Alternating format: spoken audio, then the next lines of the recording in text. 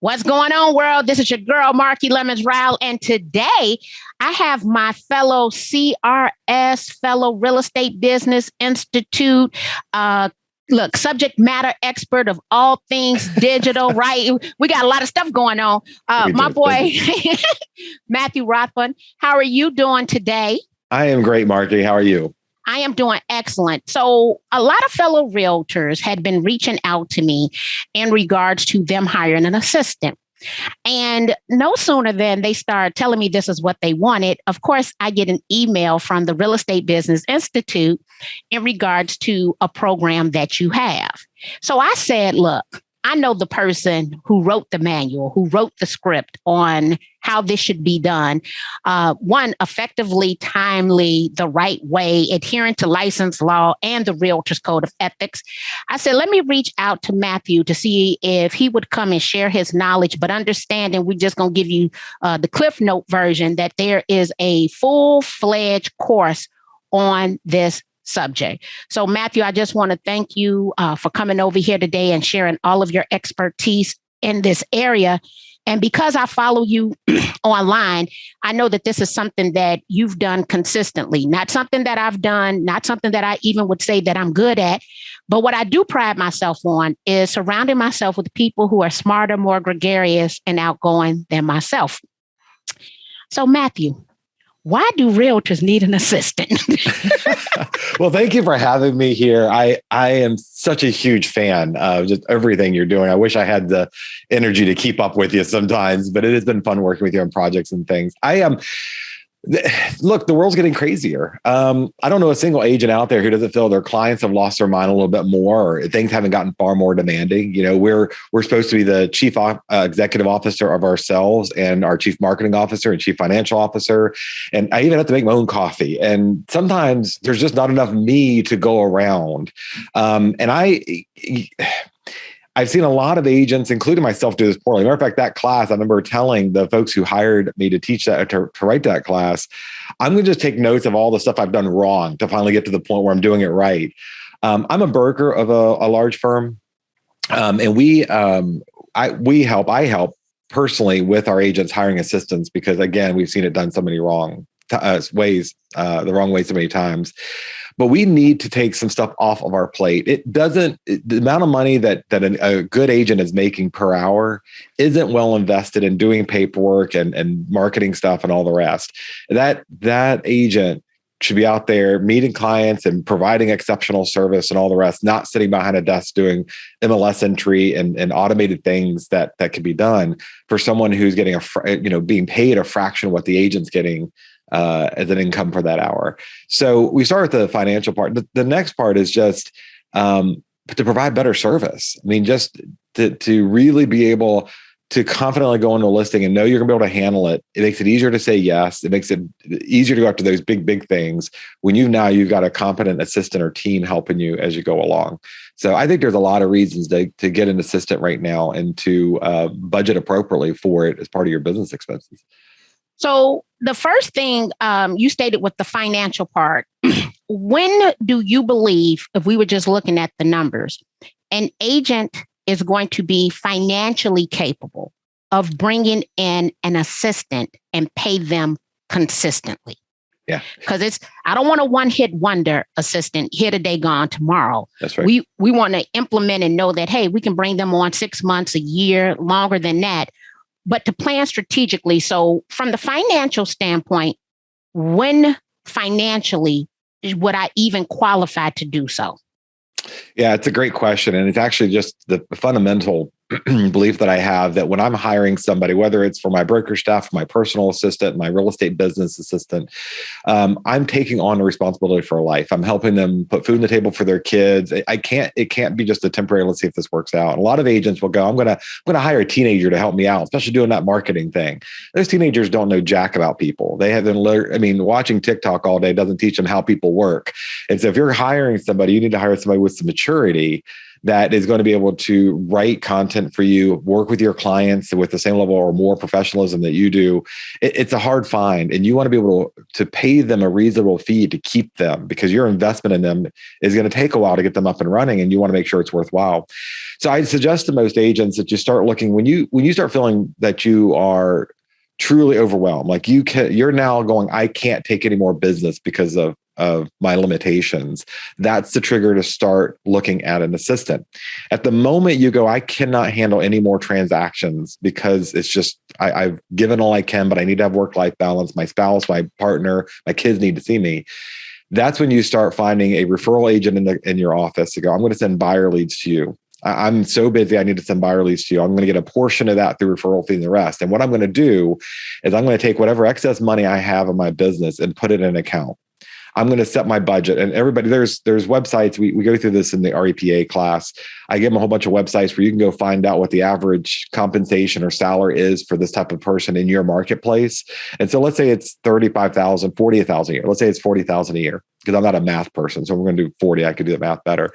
When I've got 20,000 sitting in a savings account, when I've got 6 months of their income in a savings account, that's when I know I can hire somebody.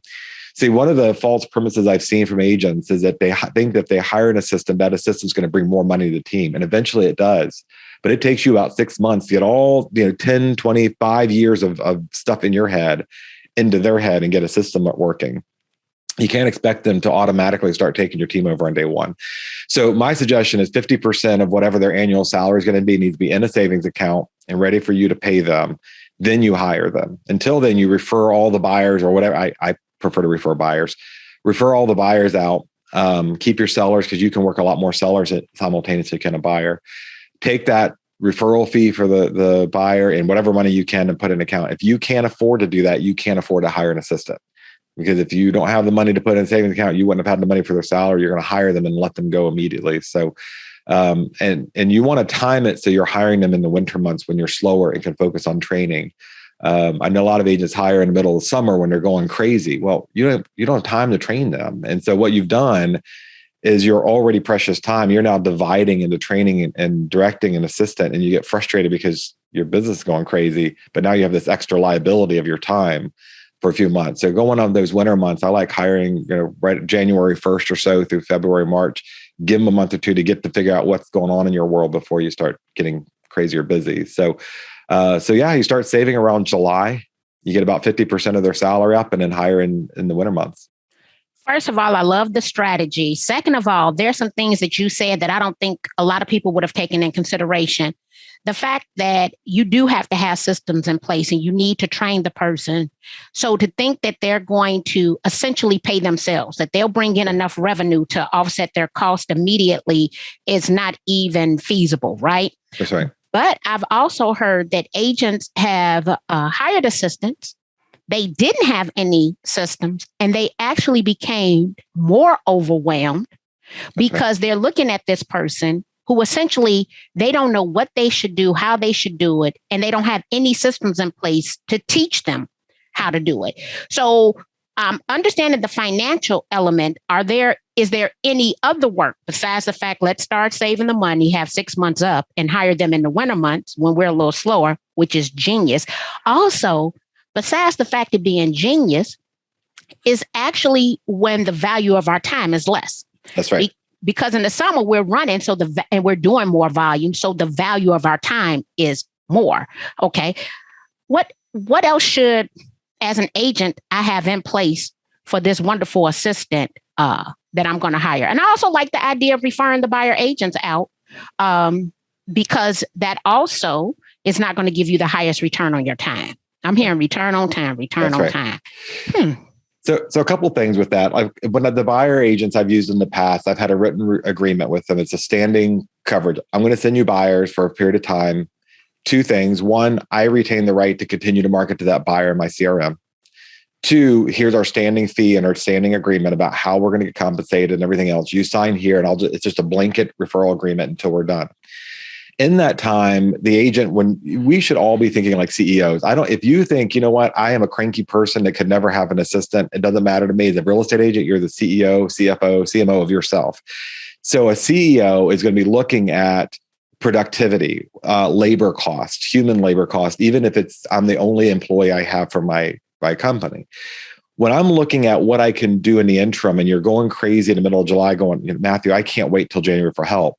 There are systems like My Outbox where you can hire a virtual assistant who's already been trained. Yes, they have a certain limit of what they can do, but that's still good enough. While you're working with them, you start making ongoing notes about what you love working with this group. They're working with 30, 40 agents, and so they're going to bring you ideas about how to collaborate and better work with them. So you're taking notes from that. Also, even though I may only have myself, but I am future minded. And so my business plan, if we're doing proper business planning, we know what we need in the next 12 years. We do that SWOT analysis and we set those SMART goals. And so I know that I need an assistant next year. I'm going to start migrating myself to more. I'm start thinking about, I need to plan for him or her to come in and take over. So I'm going to use something like ClickUp or Follow Up Boss and upgrade my CRM to a team-based CRM like Follow Up Boss, or use ClickUp or Slack or something, even to keep track of my own business, so that when I hire that assistant, he or she has at least 6 months worth of content already on one platform that is in place. And I've tweaked it and used it with the thought of when I have an assistant, I can do this. And so systems save our lives. And what you'll find is you may be able to put off a few more months, maybe even a year, if you're using the right robots, if you're using the right systems, your website is a tool, and having when you realize that, Mark, if I'm sending you email after email, and you're a broker, you're a team leader, you know how this works. Your agents are sitting down going, man, I gotta get that email out. And it's the same email they sent 400 times in their career. Why didn't they just save that as a template that they can then share with that assistant? So they are duplicating their services when they sit down, and you start thinking that way 6-8 months before you get an assistant. You already have a whole stack of things that can be automated for them to give them a leg up. So they are focused not on the tools now, but how to learn your brain, like how to get in your head. So I know that you love apps and that you implement them very effectively into your business. So let's say that I've decided I'm going to save this money. I'm going to put 6 months aside or $20,000. I know that I'm going to, in the future, hire this agent. You mentioned a couple of apps, but what are your top 3 apps for the person who wants an assistant but can't afford them now to aid them in their real estate business? Top 3 apps. So if you're super, super geeky, Notion.io is the bomb. But it requires a lot of setup time. It's basically, you have to be super, super geeky to do that. So if you're looking for something a little bit more set up for you, I do love ClickUp. I think ClickUp is a great system for keeping track of my stuff, keeping notes. My big passion over the past several years has been productivity. And when people ask, what's your favorite CRM or whatever, it's whatever you're going to use. You may be a Slack person or ClickUp person or whatever. I find ClickUp free for most of everything we do. And it's very intuitive and very easy for people to understand and grasp. So that's where I'm going to start. The next place is, if you are looking for something, everything should be cloud-based. Everything you do, even as an individual agent before an assistant or team has grown, should be cloud-based. So I like the Google Workplace. It used to be Google something or other before. They just recently changed it. And it has you can create as many email addresses as you want. You can manage everything in the cloud. It's got a backup drive on there. It syncs with everything. And using that as an email account, it's secure, and it gives you all the Google Docs and all the upgraded paid Google services.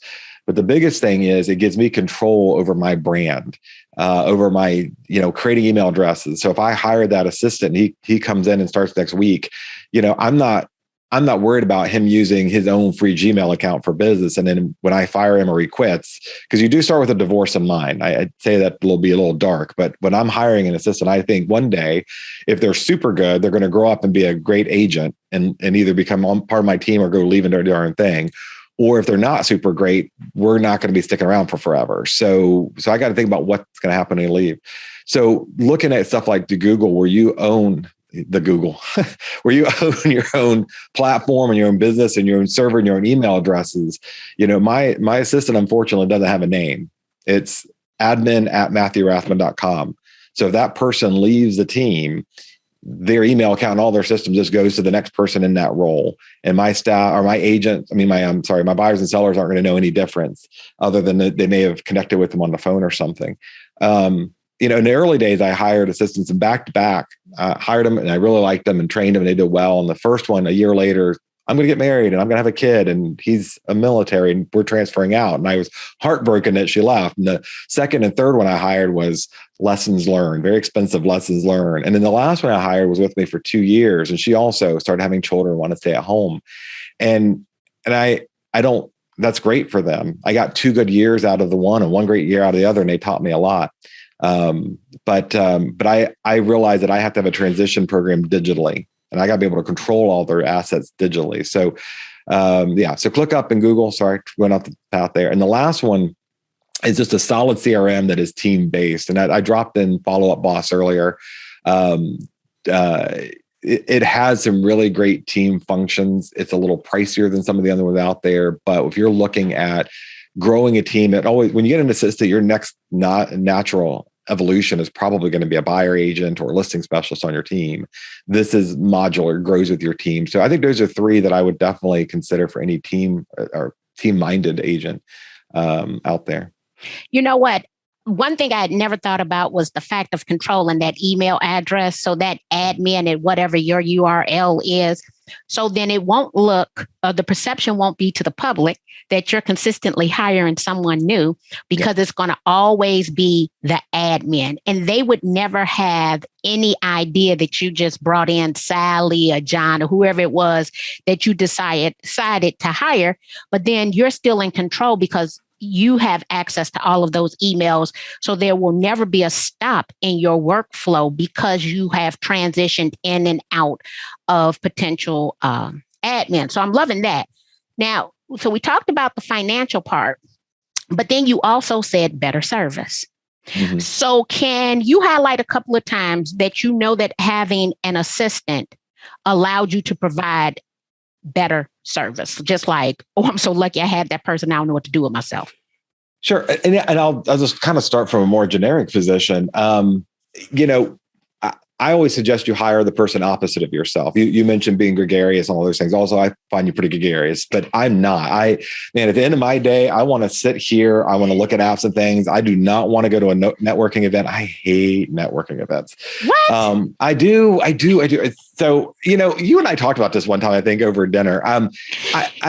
Carrie was there and I'm like, my real estate life, about 7:00, I become this old man where I'm like, I'm going to go to my hotel room and I'm going to talk to people on social where I don't have to really ask questions because I don't do well not talking about politics and religion and being excited about tech. And so for somebody there that's just generic, I'm not good. So I hire those people who do love people, who love to be the life of the party, who will be my wing person and they'll keep a conversation going when my brain is kind of shut down because I started at 4 a.m. and, they're finding their groove at 9.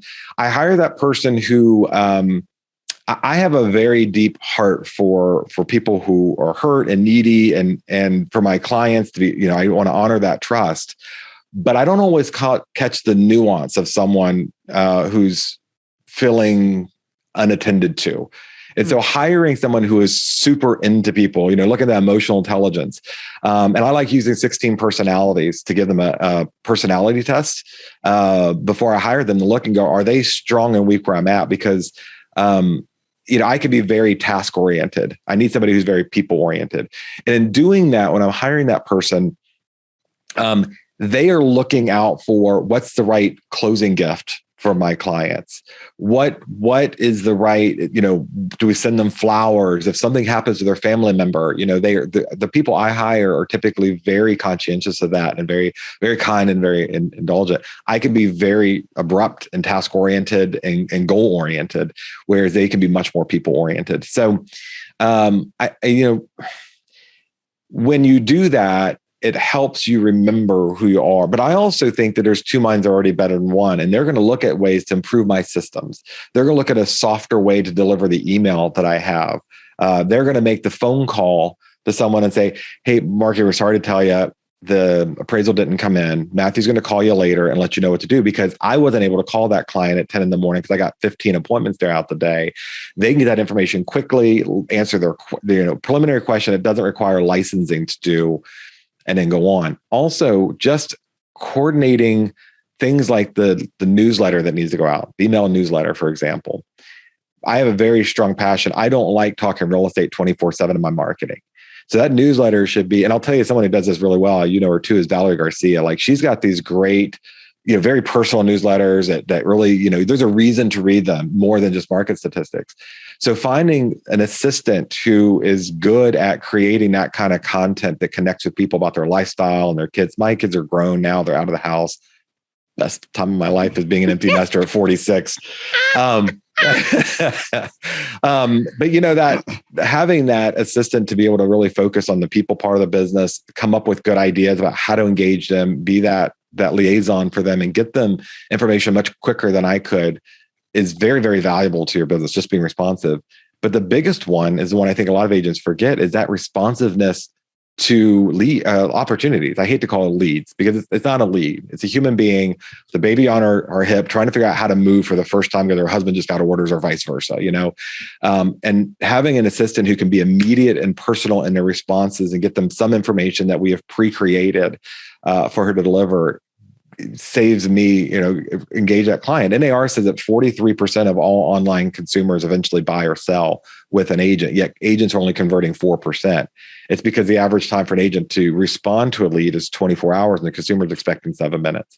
So having an assistant who can do that real response in 7 minutes, or manage those response systems, nurture those clients around there, that's a whole different level of service that you and I physically only have so much time in the day. One more thing about that, and then I'll go on to the next question. I recently had a listing and it was a very low price and good quality home.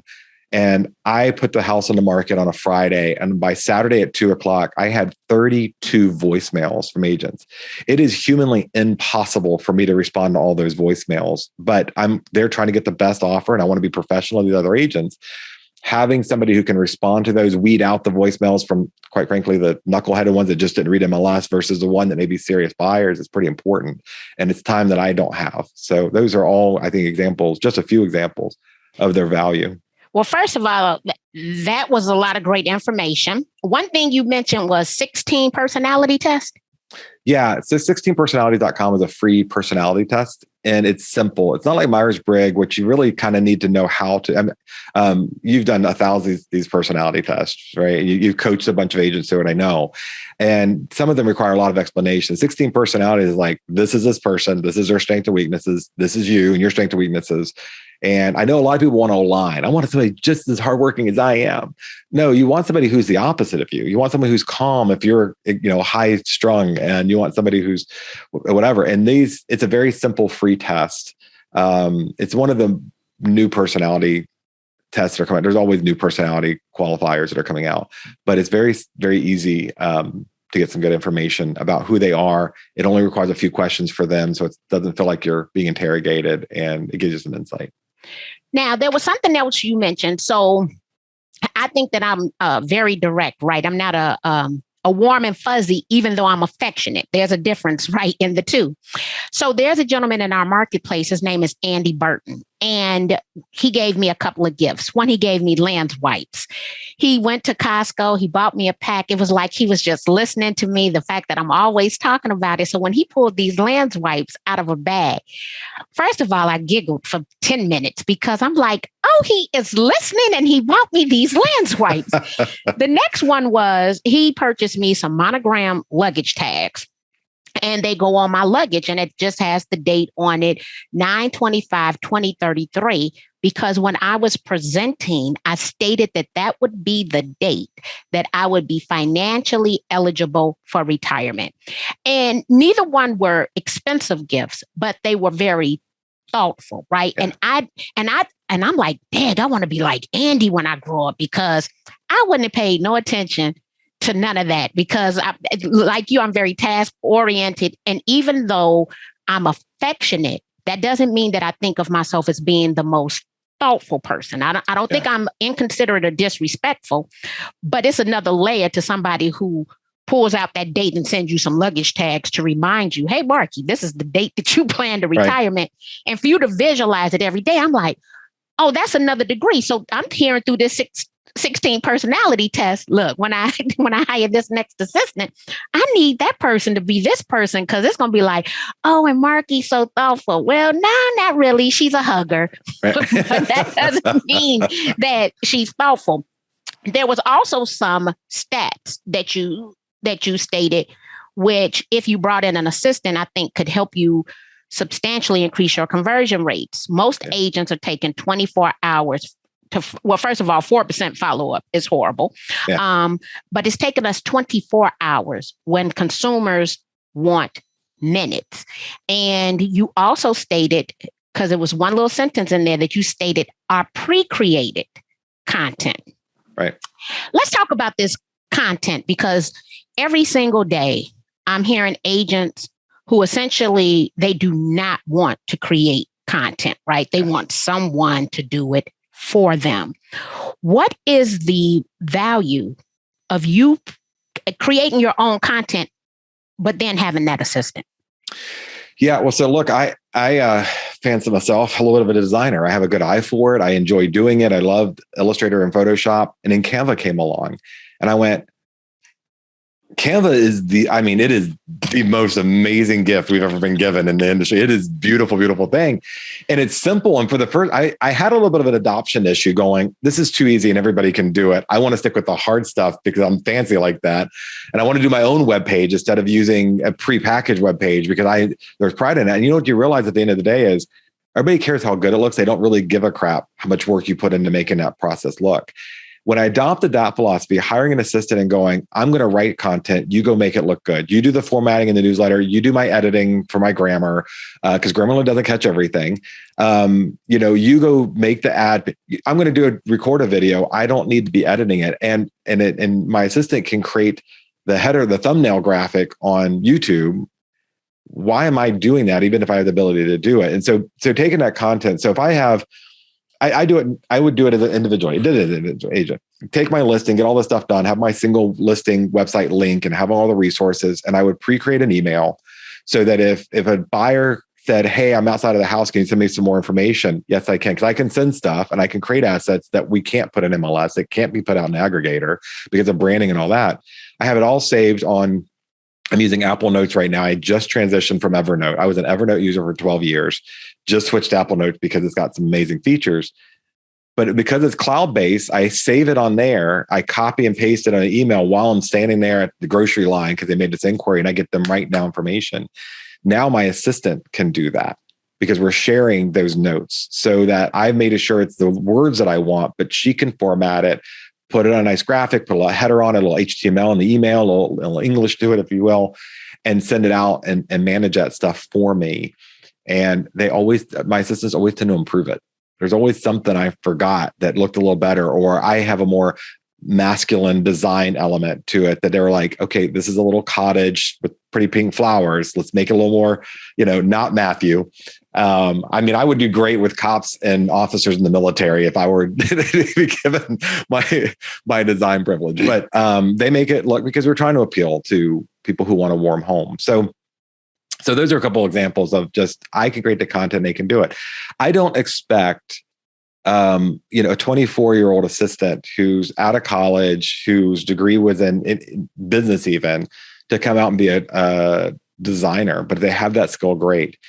But even if they are a designer, I need my words going out. I don't want them creating content for me that sounds different than me, or there's a disconnect. I don't want breakage when I meet with a client and what they see in all my marketing is different than how I actually speak or present.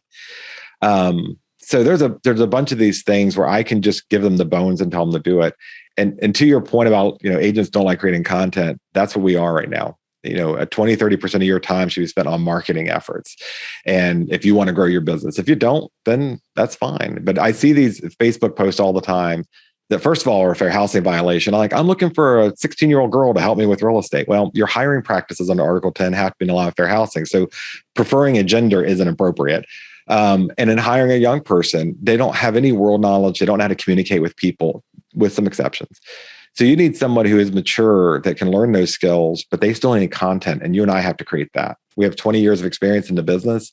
They're not going to walk in on day one and be able to write content for you. It just doesn't work that way. You could use Fiverr to help them, but still it takes a while to find a good Fiverr person to write content, and then it's not hyper local. So here's what and I know already how you feel about this. So kind of segueing into content. I know that YouTube, you got a lot of YouTube videos, a lot of YouTube content. How are you leveraging all of that video content when it comes to your assistant? Is your assistant repurposing that content from all the videos that you've created? Some of it is reuse. So, for example, I like solving problems the consumer didn't know they have, right? And so we're knowledge workers, and being brighter than the other agent, having more solutions than the other agent is sometimes, well, all the times what you compete on, because I'm not going to compete on commission. My fee is my fee. I'm not reducing my fee to compete against another agent. They need to see my value, which means I need to bring that value. And so for example, smart homes and surveillance. The seller has no idea that it's a federal crime to listen in on the buyer and seller. And they've watched HGTV for years at those secret black and white videos of the buyers coming in. And you and I know those are some of the most sophisticated buyers you've ever heard. What the people don't know is that they had to sign a waiver. That buyer knows they're on camera the whole time. They put a black and white filter. We haven't had black and white cameras for 15 years. So HGTV is all about the drama, but your seller watches that thinking it's a training course of how to get feedback. And now they want to listen in. Well, they don't think about the federal wiretapping laws. And I explained to them, I can help you with that. We can put affirmative disclosures out there. And so I record a video. And so my assistant, when she is a good agent assistant, when you're doing the intake for your listing to prepare for the listing appointment, a question should be, do you have any surveillance equipment? If the answer is yes, then before the appointment's even ready, she's sending ahead a pre-recorded video I did, giving advice about how we solve this dilemma of what our state, I'm licensed in 3 states, and I have 3 different sets of rules for surveillance equipment. And so we have a different video for each one. And so she can send that out appropriate to the state, giving them advice about it. I've already, before the listing appointment's even there, given them a value proposition that other listing agents they're probably interviewing do not have or didn't give. And I didn't have to sit down and sort through all that intake stuff and prep the meeting. That's what the assistant's doing. That is absolutely outstanding. I mean, because I'm sitting here like, oh, I wasn't thinking. I knew you were going to hit me. I didn't know you were going to hit me like that, because I was being, let me tell you what happened. So I made this gentleman take a photo with me the other day at the grocery store, which is why I'm always encouraging our fellow agents to create video content, because people will know who you are. Gentleman's name is Daryl Spivey, right?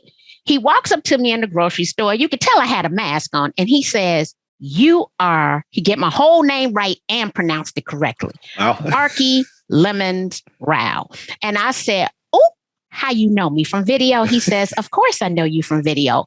He said, you taught my broker's class through the Chicago Association of Realtors. And he went on to tell me, like, a long story. We had a full-fledged conversation. I said, well, look, we have to take a photo together, because people do not believe that I am being stopped out in the streets because of the amount of video content that I create. Hence the reason I took the picture with him. But the way that you're leveraging it, right? Your unique selling proposition, but to differentiate yourself for a problem they didn't even know was a problem, because HGTV had told them that it was okay. Right. And it's not. Right. That's right. So identify that problem that they don't even know is a problem to solve it. So Matthew, how do people connect with you? How do they take your course? Because I know that you teach a lot as well. Because clearly they need a full day with Matthew. Well, the real estate assistant class is 2 days for your assistant to get certified or trained. I mean, it's really kind of funny. They asked me to write the class. It was right at the beginning of COVID. I was sitting at my kitchen table. Our basement flooded at the beginning of COVID. County sewer system came in and wiped out the basement. So it was quarantined before we were quarantined. So I'm working at my kitchen counter, and they hired me to write this class. And there was a miscommunication. I thought it was a 1-day class or 2-day class. They thought it was 1 day. So they got a lot of content, more than they thought. And we were like, let's do 2 days. 1 day is their marketing part, and 1 day is the business part. And the real estate professional assistance class is not only to train an agent's assistant, but people who think they want to be an assistant. Maybe they want to be an assistant for multiple agents and have their own business, and there's agents out there who just found out they don't really like this, but they like the industry. Maybe they want to be a licensed assistant. This class teaches them how to be an entrepreneur themselves, build their business and whatever, or work for an agent and team and help grow the team and eventually be the CEO of that team. So the owner of the team can go focus on what they're, or CEO, I'm sorry, not CEO, but the administrator of the team. So the CEO can still be the agent and let them manage all the HR stuff and other things. So I do teach it virtually. I have a couple coming up. They can go to my website at matthewrathbun.com and they can email me if they would like to know that schedule, or they can go, there's a calendar of classes I have coming up there. There's also the CRETS program from REBI. This is for team leaders, and we do a day of HR, how to hire assistants, all the stuff we hear, how to get them trained. And it's a big deal. I mean, agents think they're going to be ready to train, and then they sit down at 9:00 the first day of that administrator's job, and Gossip Gus comes down the hall with the juiciest business in there. And an hour and a half later, they've talked about gossip. That assistant's sitting there going, I don't know what I'm doing here. And then you get a phone call, then you get a fire to put out, then you get a home inspection. In 8 hours, you've paid this person, and all they've learned is I can't get their attention. So let us train them. It's a better use of our time. The classes run $250. That's 2.5 hours of an agent's time. We're going to give them 16 hours of advanced training so they get a jump start that the agent doesn't have to deal with. With CRETS, we're teaching team leaders how to be team leaders and how to hire well and how to do some of the stuff we've just kind of nuanced here. So both of those classes I have scattered throughout the year. Also, certainly we'll come do them at an association or virtually. If you want to request it, they can let me know. I'll put them on a list. Well, one, I thank you because you have delivered excellent content. Look, a lot of things for me to go back and think about because I knew this wasn't my strong skill set. And guess what? I need to be in the class. So I need to take I need to take the class, and I need to send my assistant because I do understand the value of my time. And I understand that I probably would miss some things. So now it's that time of year, everyone, every realtor out here, for you to get properly trained, but to also have a team that is available to train your new assistant for you, covering things that we have never thought about before. So Matthew, I want to thank you for being here today and for dropping all those nuggets. Yeah, thank you so much for asking me. This was kind of exciting for me. I was looking forward to it. Yeah, I was too. And you, let me tell you this, you delivered, you exceeded my expectations. But let me say this, I already knew that was going to happen because I know that you believe in professionalism in the business and that this is something that you do. So Thank you very much. All right. Thank you.